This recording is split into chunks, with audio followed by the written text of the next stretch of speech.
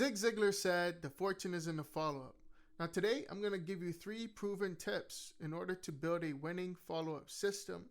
And I also want to explain why it's crucial for you to have a follow-up system in order to be successful as a solar sales rep. Let's dive right in. So there's 3 things you want to do. For one, you want to map it out using a mind map. I'll show you one that I use often. It's called Miro. Another thing you want to do is have a CRM and use automations or have pre-built messages ready to go. Lastly, you want to make sure that you track and test and test and test, and make sure you optimize your messaging to suit whoever you're reaching, right?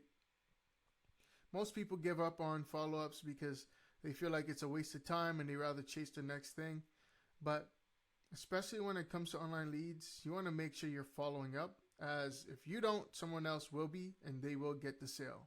So you don't want to miss out on a sale because you were too lazy to text one more time or 2 more times just to see whether someone's ready to go or not. Okay, so let's jump into it. So this is you can use Miro. It's a pretty good app. I'll leave a link in the description so you guys can check it out. But when you're building out a follow-up system, you want to make sure that you can map it out. You want to see that the customer is in pretty much in a trajectory. And what I like to do is at least at 8 minimum touch points, but my strategy is 10 touch points. How I typically do it is I do a day 1, I call twice. Then day 2, day 3, follow up. Then every other day for 5 days, follow up. And then after that, I do every week until the 30 days are over. And then after 30 days, I go once a month. And then after 3 months, I do a reactivation campaign. So I hit them with another offer and just remind them that I'm here. Okay, so let's just see what that would look like in here. So let's say you do day 1. Usually I call and I double dial because, oh, sorry, I don't know how to type today. It's good to double dial because if you don't double dial, then people will think you're a spam caller or something, and you don't want that, right? So I call, I double dial. Usually I do it twice.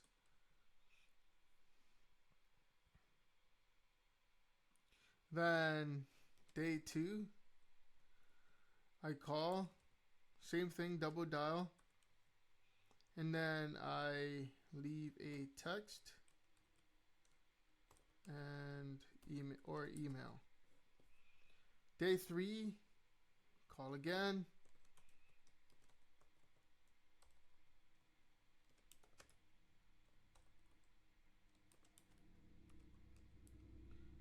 Send another text. And you see, for each of these, you can create customized messages. Of course, leave voicemails as well. Day 1, I usually typically don't leave a voicemail. After day 2, I do, just because I don't want to get too annoying. So I try to use voicemails kind of sparingly, as it can seem like you're spamming someone. Then day 4, that's when I start spreading it out. So it's like another day, call twice, leave voicemail. Day 5, another couple of days go by, call, leave voicemail. Now, I know this may seem a little extreme and most people would want to give up, but if someone did not want you to contact them, they'd either, for one, block your number, tell you to stop bugging them, or simply just continue ignore, and that's why you keep following up. So day 6, same thing. I don't leave a voicemail, and I map this out all the way down until 30 days, and then I spread it out. Now for each of these, let's say you're going to be texting someone after you call them, make sure you have some pre-written messages. That's number 2. Use some pre-built messages. Now, I use a CRM, and in the CRM, it automatically sends those messages to those people. And there are a bunch of prompts to keep me accountable to make sure that I am following up, or else, it doesn't move on to the next stage, right? So some people struggle with, accountability. That's why we have a CRM, to keep people accountable and at least get some of the work done so that they can keep, tending to leads and not miss out on an opportunity. There's a lot of juice in the follow-ups, right? A lot of people are not resilient because they feel like following up, it's kind of a waste of time, or they just feel discouraged when someone doesn't answer. Again, that's your fear of rejection. Work through it. I promise it'll be okay. Some people will tell you to fuck off, but that's also okay, because you know what? At the end of the day, it's better to hear a no than someone not responding at all. Usually they're giving you permission. Now, the thing with online leads, and what you have to really understand, is these people opted in for you to message them. So they're expecting you to do that.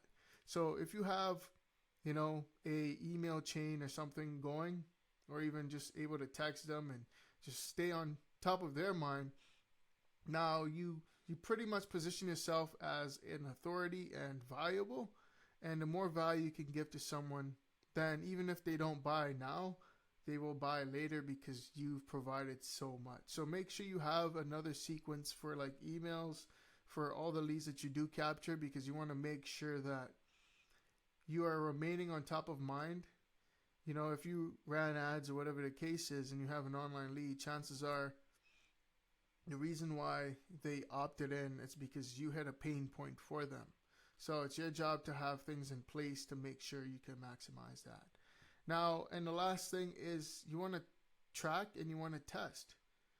You want to make sure you test different messages to see what sort of gets people to book a call or to show up or to, inquire more.